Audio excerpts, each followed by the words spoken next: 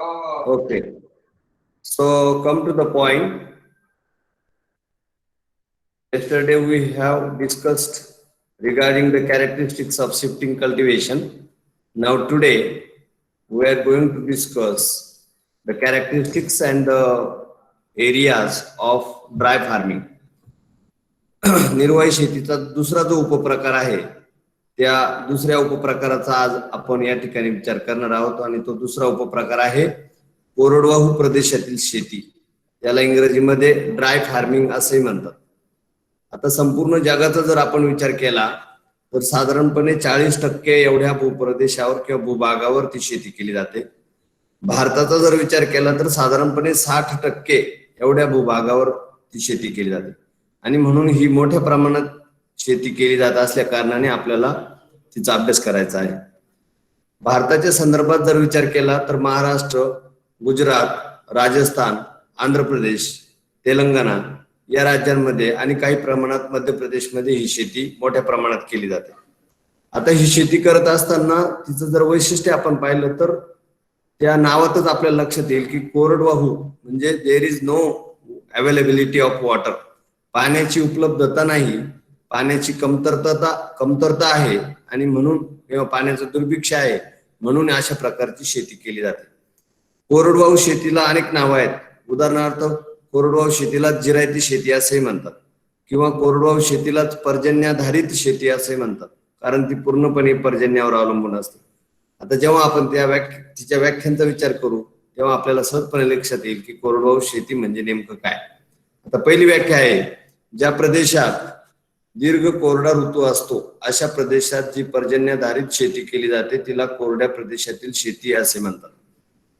आपण प्रस्तावनेतच पाहिलं की कोरडा ऋतू असतो आणि जास्त कालावधीचा असतो, दीर्घ कोरडा ऋतू असतो अशा प्रदेशात जी पर्जन्याधारित ही पूर्णपणे पावसावर अवलंबून असलेली शेती आहे आणि म्हणून तिला पर्जन्याधारित शेती असे म्हणतात. आणि अशा कोरड्या प्रदेशात केल्या जाणाऱ्या शेतीला कोरड्या प्रदेशातील शेती किंवा जिरायती शेती किंवा पर्जन्याधारित शेती असे म्हणतात.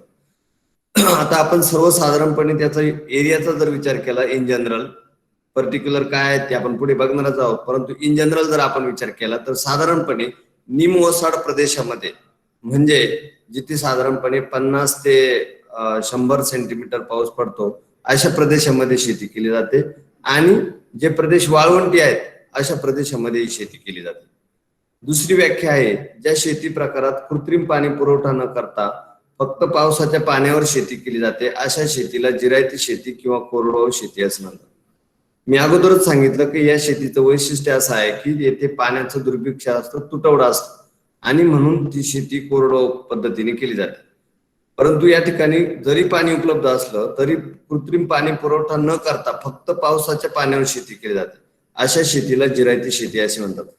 अगदी महाराष्ट्राच्या बाबतीत उदाहरणच द्यायचं ठरलं तर विदर्भ आणि मराठवाड्यामध्ये मोठ्या प्रमाणात ही शेती केली जाते आणि त्यातही जरी पाणी उपलब्ध असलं तरी पाणी सर्वत्रच उपलब्ध असेल नाही आणि त्यामुळे जे शेतकरी पाणी उपलब्ध असेल आणि पाणी देऊन ती शेती करत असेल तर ती कोरडवाहू मध्ये समाविष्ट होत नाही. अगदी उदाहरण द्यायचं ठरलं तर औरंगाबाद सारखा जिल्हा आहे, जालना सारखा जिल्हा आहे, परभणी आहे, नांदेड आहे यासारख्या जिल्ह्यांमध्ये मोठ्या प्रमाणात ही शेती केली जाते. अगदी सोलापूरच्या बाबतीत सुद्धा हेच आपल्याला उदाहरण देता येईल की सोलापूर हा बऱ्यापैकी निमओसाड प्रदेश आहे आणि तरी देखील तिथे मात्र कॅनल इरिगेशन झाल्यामुळे तिला जलसिंचन झाल्यामुळे तिथे कोरडवाहू शेती होत नाही. म्हणजे निमओसाड असला तरी देखील तिथे कोरडवाहू शेती होईलच असे नाही. कृत्रिम पाणी पुरवठा जर केला तर ती शेती कोरडवाहू प्रदेशामध्ये येत नाही आणि म्हणून कृत्रिम पाणी पुरवठा न करता फक्त पावसाच्या पाण्यावर शेती केली जाते अशा शेतीला जिरायती किंवा कोरडवाहू शेती असे म्हणतात. उपलब्धता असताना पाणी पुरवठा केला तर ती कोरडवाहू मध्ये समाविष्ट होत नाही, ती बागायती शेती होते आणि म्हणून खूप मोठ्या भागावर जगभर आणि भारतात ही कोरडवाहू शेती केली जात असल्या कारणाने त्या शेतीचं महत्व आहे. आता हे शेतीचं महत्व अभ्यासताना महत्वाचं काय आहे की काय ही शेती जर कोरडवाहू आहे तर कशासाठी तिचा अभ्यास करायचा, तर त्याचं वैशिष्ट्य असं की या शेतीमधून आपल्याला पल्सेस म्हणजे तेलबिया आणि डाळ वर्गीय पिके मोठ्या प्रमाणात घेता येतात आणि या पिकांना मुळातच कमी पाण्याची गरज असते आणि जे हे पिकं जास्त पाण्याच्या किंवा कृत्रिम पाणी पुरवठ्याच्या शेतीमध्ये येऊ शकत नाही, आणि म्हणून ही शेती आपल्याला अभ्यासणं किंवा ती शेतीच्या क्रिया करणं गरजेचं असतं, आणि म्हणून तिचा अभ्यास आपल्याला आज या ठिकाणी करायचा आहे. तर प्रदेशाचा जेव्हा आपण विचार करतो की कोणकोणत्या प्रदेशात ही शेती केली जाते, मी अगोदरच सांगितलं की निम ओसाड, की जसं विदर्भ आणि मराठवाडा आहे, किंवा वाळवंटी प्रदेश या ठिकाणी ही शेती केली जाते. आणि जर पर्जन्याचा आपण विचार केला तर 50 ते 100 सेंटीमीटर पर्जन्य असलेल्या प्रदेशात ही शेती केली जाते. साधारणपणे 30°C पेक्षा जास्त तापमान असलेल्या प्रदेशात ही शेती केली जाते. 30°C पेक्षा जास्त सरासरी. मग त्यामध्ये वाळवंटी प्रदेश असतील किंवा इतर काही निमोसाड प्रदेश असतील, या ठिकाणी ही शेती मोठ्या प्रमाणात केली जाते. आता जर आपण प्रदेश पाहिले संपूर्ण जगातले, तर आपल्याला असं लक्षात येतं की दक्षिण आशियामध्ये भारत आहे, म्यानमार आहे, थायलंड आहे, दक्षिण व वायव्य चीन आहे. आता याचाही पुन्हा आपण जर विचार केला तर निमोसाड म्हणजे पठारावरचे जे भाग आहेत, भारताच्या संदर्भात पठारी प्रदेश हा निमोसाड आहे. म्यानमारचा जो भाग आहे तोही पठारी प्रदेश आहे की जो निमोसाड आहे. थायलंड, दक्षिण आणि वायव्य चीन. आता वायव्य चीनचा जर आपण विचार केला तर तिथं गोबीचं वाळवंट आहे, आणि भारताचाही विचार केला तर थरचं वाळवंट आहे. म्हणजे मी अगोदर जे सांगितलं की साधारणपणे वाळवंटी प्रदेश किंवा शुष्क प्रदेश असलेल्या ठिकाणी ही शेती केली जाते. म्हणून ज्या ज्या ठिकाणी निमोसाड आणि वाळवंटी प्रदेश आहेत त्या ठिकाणी ही शेती केली जाते. जगाच्या संपूर्ण वितरणाचा जर आपण विचार केला तर जगातले जे वाळवंटी प्रदेश आहे या ठिकाणी कोलोरॅडो असेल, सहारा असेल, अटाकामा असेल, किंवा जे इतर थरचं वाळवंट आहे, गोबीचं वाळवंट आहे, किंवा ग्रेट ऑस्ट्रेलियन वाळवंट आहे, या ठिकाणी ही शेती मोठ्या प्रमाणात केली जाते. आता आफ्रिका खंडामध्ये जे सहारा वाळवंट आहे त्या ठिकाणी जे मुख्य प्रदेश आहेत त्यामध्ये इथिओपिया आहे, माली आहे, आणि भूमध्य सागरी प्रदेशातील निमोसाड प्रदेश आहे. या ठिकाणी ही शेती मोठ्या प्रमाणात केली जाते. ऑस्ट्रेलियाचा जर विचार केला, जसं ऑस्ट्रेलियामध्ये मी सांगितलं की ग्रेट ऑस्ट्रेलियन डेझर्ट जे आहे, महावाळवंट म्हणतात त्याला, त्यामध्ये न्यू साऊथ वेल्स आणि क्वीन्सलँडचा मिडल म्हणजे मध्य आणि साऊथ म्हणजे दक्षिण भागामध्ये ही शेती मोठ्या प्रमाणात केली जाते. त्यानंतर उत्तर अमेरिकेचा जर आपण विचार केला तर ग्रेट बेसिन व कोलंबिया आणि स्नेक नदीचे खोरे आणि कॅनडा या ठिकाणी ही मोठ्या प्रमाणात ही शेती केली जाते. आता तुम्हाला प्रश्न पडला असेल की स्नेक नदीच्या खोऱ्यामध्ये जर नदी आहे तर तिथे त्या शेती कोरडवाहू कशा प्रकारे केली जाईल, तर मुळातच जरी स्नेक नदीचं खोरं असलं तरी सुद्धा ते निम ओसाड प्रदेशामध्ये समाविष्ट आहे, आणि म्हणून त्या ठिकाणी ही शेती मोठ्या प्रमाणात केली जाते. अशा प्रकारे संपूर्ण जगाचा जर विचार केला तर मोठ्या भूभागावर ही शेती केली जात असल्यामुळे या शेतीला महत्व आहे. त्यानंतर ही पूर्णपणे पर्जन्यास धारित शेती असल्यामुळे याला पर्जन्यश्री शेती म्हणतात. ही कोरड्या प्रदेशात केली जात असल्यामुळे हिला शुष्क शेती किंवा कोरडी शेती असेही म्हणतात. अशा प्रकारे ह्या शेतीचं वितरण असल्याचं जगभर असल्याचं आपल्याला दिसून येतं. आता याच्या आपल्या वैशिष्ट्यांचा आपण विचार करणार आहोत. पहिलं वैशिष्ट्य आहे मशागतीची पद्धत. आता ही मशागतीची पद्धत खूपच आगळी वेगळी आहे या कोरडवाहू शेतीच्या संदर्भात. याचं कारण असं की जेव्हा पीक लागवड करायची असते त्या पीक लागवडीच्या अगोदर, म्हणजे जेव्हा तुम्हाला उदाहरणार्थ तुम्हाला पावसाळा ऋतूमध्ये लागवड करायची आहे तर त्या पावसाळा ऋतू येण्याच्या अगोदर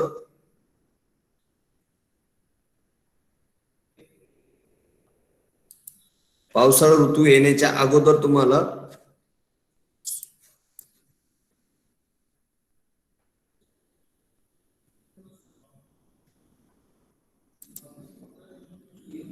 पावसाळा ऋतू हे दिसतंय का तुम्हाला पीपीटी?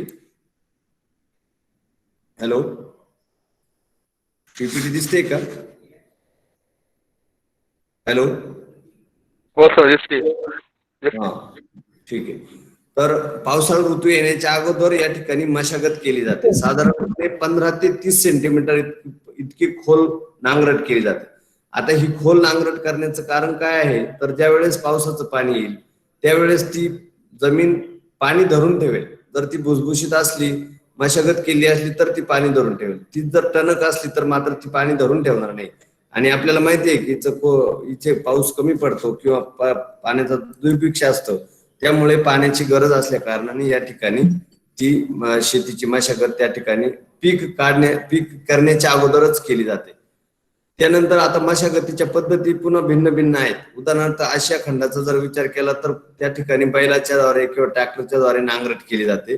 आणि जर आफ्रिका खंडाचा विचार केला तर त्या ठिकाणी खड्डे घेतले जातात छोटे छोटे, त्याला झई असे म्हणतात. झई, झे झवर 2 मात्रे, झई खड्डे असं म्हणतात. आणि खड्डे घेण्याचं मुख्य कारण असं की ते खड्डे पाणी शोषून ठेवतात किंवा पाणीला धरून ठेवतात. आणि त्यामुळे जेव्हा ती मृदा जलसंपृक्त होते आणि अशा प्रकारची जलसंपृक्त झालेली मृदा त्या पिकांच्या लागवडीसाठी किंवा पीक वाढीसाठी उपयुक्त ठरते. आता या झई पद्धतीने खड्डे घेण्याची पद्धत सुद्धा एक आगळी वेगळी आहे. साधारणपणे 1 मीटर अंतरावर 10 सेंटीमीटर खोल आणि 30 ते 40 सेंटीमीटर रुंद किंवा सरकम्फरन्स असलेली असे खड्डे घेतात. आणि त्या प्रत्येक खड्ड्यामध्ये त्या विशिष्ट पिकाची लागवड त्या ठिकाणी केली जाते. म्हणजे खंडानुसार किंवा प्रदेशानुसार त्या त्या ठिकाणी मशागतीची पद्धत भिन्न आहे. आणि अशा वेगवेगळ्या पद्धती वेगवेगळ्या खंडांमध्ये वापरण्यात येतात. हे त्या शेतीचं वैशिष्ट्य आहे. दुसरं वैशिष्ट्य आहे पिके. आता मी अगोदरच सांगितलं की ही कोरडवाहू शेती आहे, पूर्णपणे पर्जन्यावर आधारित शेती आहे. आणि म्हणून पिके अशीच घेतली जातात की जी कमी पाण्यावर येतील. उदाहरणार्थ डाळवर्गीय पिके किंवा पल्सेस, म्हणजे जसं तेलबिया आहे, जसं सोयाबीन आहे किंवा तीळ आहे किंवा इतर सूर्यफूल आहे वगैरे अशी पिकं घेतली जातात. साधारणपणे बहुतांश प्रदेशामध्ये एकच पीक घेतलं जातं, तर काही प्रदेशांमध्ये 2 पिकं घेतली जातात. आता पहिलं जे पीक आहे ते आता निश्चितच पावसाळ्यामध्ये घेतलं जातं, कारण त्या ठिकाणी पाण्याची उपलब्धता पावसाद्वारे असते. आणि म्हणून त्या ठिकाणी पावसाळा ऋतूमध्ये म्हणजे खरीप हंगामामध्ये ही सर्व पिकं घेतली जातात जी खरीप आहेत. आणि पावसाळा ऋतूमध्ये प्रामुख्याने ज्यांची मुळं लहान वाढतात, म्हणजे खूप खोलवर जात नाहीत, कारण पावसाद्वारे पाण्याची उपलब्धता होत असल्या कारणाने कमी लांबीच्या मुळांची पिकं घेतली जातात. त्यामध्ये साधारणतः मका, त्यानंतर ज्वारी, बाजरी यासारखी पिकं घेतली जातात. सोटमुळं असलेली पिकं घेतली जात नाही, तर तंतुमय मुळं असलेली पिकं घेतली जातात किंवा बहुमुळं असलेली पिकं घेतली जातात. आणि जर दुसरं पीक घ्यावायचं असेल तर त्या पाण्याच्या उपलब्धतेवर किंवा पिकाच्या मृदेमध्ये असलेल्या पाण्याच्या आर्द्रतेवर ते पीक ठरवलं जातं आणि त्यानुसार ती पिकं घेतली जातात. यामध्ये साधारणपणे जर उपलब्धता असेल मृदेमध्ये पाण्याची किंवा ओलावा असेल तर साधारणपणे गहू, हरभरा ही पिके घेतली जातात की जी रब्बीची पिकं आहेत. अशा प्रकारे 2 पिकं साधारणपणे इथे घेतली जातात. परंतु ती सर्व पिकं म्हणजे अगोदर खरीपाची किंवा पावसाळा ऋतूमध्ये घेतलेली आणि रब्बीची किंवा हिवाळा ऋतूमध्ये घेतलेली पिकं अगदी बेभरवशाची असतात.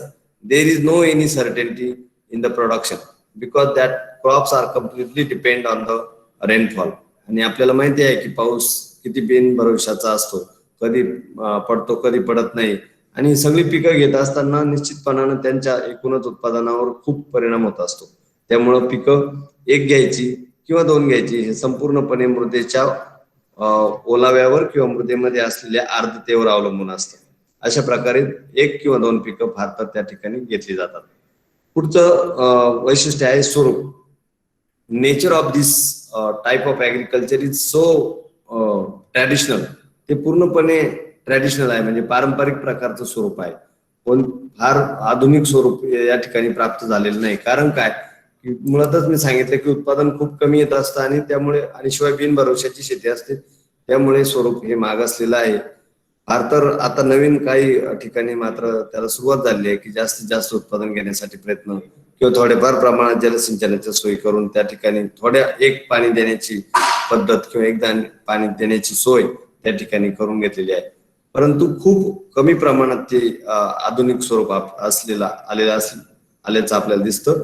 जास्तीत जास्त प्रमाणात ती त्या ठिकाणचं स्वरूप हे मागासलेलं आहे किंवा परंपरागत आहे. कोणत्याही प्रकारचं आधुनिक तंत्रज्ञान तिथे वापरलं जात नाही. जलसिंचनाच्या सोयी किंवा ठिबक सिंचन असेल, किंवा तुषार सिंचन असेल, या प्रकारच्या सोयी तिथे वापरल्या जात नाहीत आणि म्हणून स्वरूप हे मागासलेलं आहे. त्यानंतर पुढचं वैशिष्ट्य आहे कमी उत्पादन. आता या संपूर्ण चारही मुद्द्यांवरून आपल्याला लक्षात येईल की कमी उत्पादनाची कारण काय आहेत. पहिलं कारण तर आहे की पाण्याचं दुर्भिक्ष असतं. ज्यावेळेस पीक उगवायला येतं किंवा बीजाची अंकुरण्याची प्रक्रिया सुरू होते त्याच वेळेस जर पाऊस बंद झाला तर त्या ठिकाणी निश्चितच त्याच्या उगवण क्षमतेवर परिणाम होतो आणि पिकं पूर्णपणे वाया जातात. परंतु जर समजा काही कालावधीसाठी पाऊस योग्य प्रमाणात पडला आणि नेमका काढणीचा काळ आहे त्याच वेळेस वेगवान सुरू झाला तर पुन्हा त्या ठिकाणी जसं विदर्भ आणि मराठवाड्यामध्ये आज आहे अगोदरच्या काळामध्ये चांगलं उत्पादन म्हणजे चांगली पीक आली होती, परंतु ज्या वेळेस काढणीचा काळ आला त्याच वेळेस विदर्भ आणि मराठवाड्यातल्या पिकांचं अतोनात नुकसान झालं. त्याचं कारण अति पाऊस किंवा अतिपर्जन्य झालेलं आहे.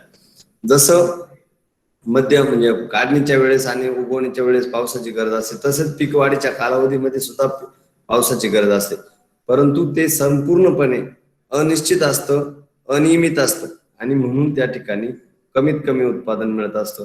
एकूण बागायती शेती आणि जिरायती शेतीचा जर आपण विचार केला तर साधारणपणे बागायती शेतीच्या 25 ते 30% एवढंच उत्पादन कोरडवाहू शेतीमधून येत असतं आणि म्हणून या शेतकऱ्यांना अतिशय कमी उत्पादनामध्ये आपला उदरनिर्वाह भागवा लागतो आणि म्हणून याला निर्वाही शेतीचा मुख्य उपप्रकार असे म्हणतात.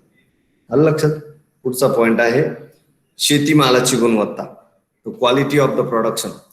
Quality of the production is obviously so low. Why it is so low?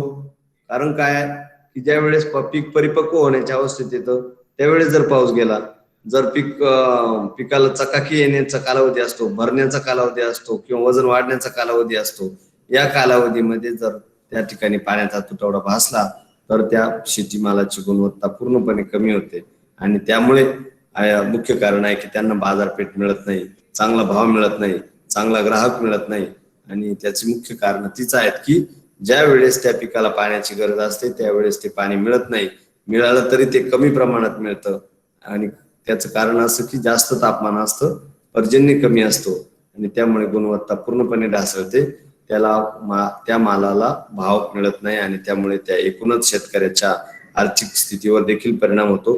आता यातून अनेक परिणाम होतात. म्हणजे गुणवत्ता नसल्यामुळे लोक भाव मिळत नाही म्हणून लोक कर्जबाजारी होतात, कर्जबाजारी झाला म्हणून तो आत्महत्या करतो आणि खूपच सतत जर दुष्काळ पडत राहिला 1 वर्ष 2 वर्ष 3 वर्ष तर स्थलांतराचा प्रश्न निर्माण होतो. आपल्याला माहिती आहे मराठवाडा आणि विदर्भामधले अनेक लोक शहरांमध्ये स्थलांतरित होत आहेत. मुंबई, पुणे, नाशिक, औरंगाबाद यासारख्या मोठ्या शहरांमध्ये लोक स्थलांतर करून मजुरी स्वीकारतात किंवा मजूर म्हणून काम करतात. त्याचं मुख्य कारणच हे आहे की त्यांच्या शेतीमालाची गुणवत्ता ही अतिशय खालावलेली असते. पुढचं वैशिष्ट्य आहे शेतीपूरक व्यवसाय. शेतीपूरक व्यवसायाची जोड देतात ते एकूणच शेतीला, कारण उत्पादनाची हमी नसते, मालाची गुणवत्ता नसते आणि म्हणून त्यांना वेगवेगळे व्यवसाय करावे लागतात, शेतीपूरक व्यवसाय करावे लागतात. यामध्ये शेळी पालन आहे, मेंढी पालन आहे, गाय आणि म्हैस पालन आहे, काही ठिकाणी मधुमक्षिका पालन सारखा व्यवसाय सुरू झालेला आहे, दुग्ध व्यवसाय हे लोक करत असतात वगैरे वगैरे. जे शेतीपूरक व्यवसाय आहेत ते सर्व व्यवसाय करण्याचा प्रयत्न या ठिकाणी केला जातो, कारण त्यांना माहिती आहे की आपल्या उत्पादनाची हमी नाही, आपलं उत्पादन कमी येत असतं, त्या उत्पादनात आपलं कुटुंबाचा उदरनिर्वाह होऊ शकत नाही आणि म्हणून त्यांना शेतीला जोडधंदा म्हणून कुठला तरी इतर शेतीपूरक व्यवसाय हा करावा लागतो आणि त्या ठिकाणी त्यांचा उदरनिर्वाह ते त्या ठिकाणी करत असतात. पुढचा पॉइंट आहे मृदा व जलसंधारणास प्राधान्य. आता संपूर्ण जगभर जरी ही मोठ्या प्रमाणात समस्या असली की पाण्याचा तुटवडा आहे, परंतु आता मात्र बहुतांश जलशास्त्रज्ञ किंवा मृदाशास्त्रज्ञ यांच्या अभ्यासाचा विचार करून किंवा त्यांच्या अभ्यासाचा फायदा घेऊन किंवा त्याचा उपयोग करून त्या ठिकाणी मोठ्या प्रमाणात मृदा आणि जलसंधारणास प्राधान्य दिलेलं आहे. आणि या ठिकाणी संपूर्ण भारतभर जर आपण विचार केला किंवा पूर्ण महाराष्ट्राचा विचार केला तर आपल्या लक्षात येईल की मेधा पाटकर आहेत, त्यानंतर सुरेश खानापूरकर आहे किंवा सुंदरलाल बहुगुणा आहे, यासारख्या अनेक जलतज्ञांनी आणि मृदा तज्ञांनी मोठ्या प्रमाणात काम केलेलं आहे आणि जास्तीत जास्त ही शेती कशी विकसित होईल यासाठी मदत केली आहे. महाराष्ट्राचा जर विचार केला तर त्या ठिकाणी अण्णा हजारे आहे, जसं राळेगण सिद्धी किंवा हिवरे बाजारचे पोपटराव पवार आहेत, यांनीच देखील मृदा आणि जलसंधारणाला मोठं महत्व दिलेलं आहे आणि त्यातून मोठ्या प्रमाणात कशा प्रकारे या शेतीचा विकास करता येईल किंवा या जी समस्या आहे पाण्याची ती सोडवता येईल यासाठी प्रयत्न केलेले आहेत. आणि आता महाराष्ट्र शासनाने देखील एक नवीन स्कीम आणलेली आहे, योजना आणली आहे, जलयुक्त शिवार. जास्तीत जास्त आपल्या क्षेत्रावर पडणारं पाणी कसं आपल्या जमिनीत जिरवता येईल यासाठी मोठ्या प्रमाणात सहकार्य करण्याचा आणि मोठ्या प्रमाणात मदत करण्याचा प्रयत्न सरकार करत आहे. यामध्ये वेगवेगळे बंधारे किंवा वेगवेगळ्या स्कीम देऊन त्यामध्ये शेततळे आहे, त्यानंतर सीसीटी म्हणजे सलग समपातळी चर आहेत, गॅबियन बंधारा आहे, जैविक बंधारा आहे, त्यानंतर वेगवेगळे जे मृदा आणि जलसंधारणाच्या पद्धती आहेत याचा सर्वांचा वापर करून जास्तीत जास्त कसं पाणी अडवता येईल, पाणी जिरवता येईल, पाणी अडवा आणि पाणी जिरवा सारख्या योजना सरकार राबवत आहेत आणि प्राधान्याने तिकडे लक्ष देत आहेत की जेणेकरून या सर्व शेतकऱ्यांच्या समस्यांचं निराकरण होऊ शकेल. आणि पुढचं आहे शेवटची वैशिष्ट्य समस्याग्रस्त शेती. Obviously it is a very problematic farming because as you know that there are lot of things which affects on that directly affects on the overall agriculture. ही प्रचंड समस्याग्रस्त शेती आहे. याचं पहिलं कारण म्हणजे एकतर पाण्याची उपलब्धता नाही, निश्चित पाण्याचा पुरवठा नाही आणि जेव्हा निश्चित पाण्याचा पुरवठा नसतो त्यावेळेस उगवण क्षमतेवर परिणाम होतो, फुलधारणेवर परिणाम होतो, फळधारणेवर परिणाम होतो, पिकांच्या वाढीवर परिणाम होतो, पिकांच्या एकूण गुणवत्तेवर परिणाम होतो आणि म्हणून ती मोठ्या प्रमाणात समस्याग्रस्त शेती आहे. अनेक शेतकरी या ठिकाणी कमी उत्पादन आल्यामुळे स्थलांतर करतात. स्थलांतर केल्यामुळे पुन्हा जिथे ते स्थलांतर करतील तिथे तेथील एकूणच यंत्रणेवर ताण येतो वगैरे वगैरे. अशा खूप साऱ्या समस्या या ठिकाणी आपल्याला या शेतीमध्ये आढळतात. आज मात्र संपूर्ण जगाचा जर विचार केला तर जगातला एक देश की जो अतिशय अग्रक्रमाने या सगळ्या समस्यांवर मात करून पुढे आलेला आहे आणि तो म्हणजे इस्रायल. मी जरी सांगितलं असलं की या कोरडवाहू शेतीला 50 ते 100 सेंटीमीटर पाऊस जेथे पडतो तेथे ही शेती केली जाते, परंतु इस्रायल सारखा देश आहे की जिथे फक्त आणि फक्त 10 सेंटीमीटर इतकाच पाऊस पडतो तरी देखील मोठ्या प्रमाणात तेथे कोरडवाहू शेतीतील जास्तीत जास्त क्वालिटीची पिकं घेतली जातात. त्याचं कारण असं जसं आपण पाणी एकदा वापरलं की ते पुन्हा वापरत नाही, मग ते आंघोळीचा असेल, कपडे धुण्याचा असेल, शेतीचा असेल वगैरे वगैरे जे कारणसाठी किंवा करमणुकीसाठी किंवा वाहतुकीसाठी जे पाणी वापरतो ते आपण एकदा वापरत नाही. इस्रायलमध्ये मात्र 1 ड्रॉप इज यूज थ्राइस, 3 वेळा वापरला जातो. पाण्याचा एक थेंब हा 3 वेळा वापरला जातो आणि म्हणून त्याचं मल्टिप्लिकेशन होतं, यूज पोटेन्शियल वाढतं किंवा त्याचं एकूणच जे आहे पाण्याचा वापर तो मोठ्या प्रमाणात चांगल्या पद्धतीने नियोजनात्मक पद्धतीने केला जातो आणि म्हणून या जरी ती शेती समस्याग्रस्त असली तरी त्यावरही मात करता येऊ शकते हे इस्रायलने संपूर्ण जगाला दाखवून दिलेलं आहे आणि म्हणून त्यावर त्यांनी अशा पद्धतीने मात केली आहे. Okay, today we stop here. Thank you very much. कुणाला काही समस्या असेल तर विचारा. या शेतीच्या संदर्भात कुणाला काही समस्या आहे का? हॅलो, या शेतीच्या संदर्भात वैशिष्ट्य, प्रदेश, व्याख्या याच्या संदर्भात काही समस्या आहे का? नाहीये समस्या?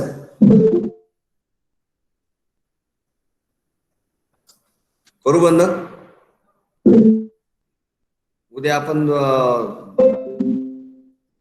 आपण दुसरा पुढचा उपप्रकार अभ्यासू. आता आपण थांबूया. थँक्यू.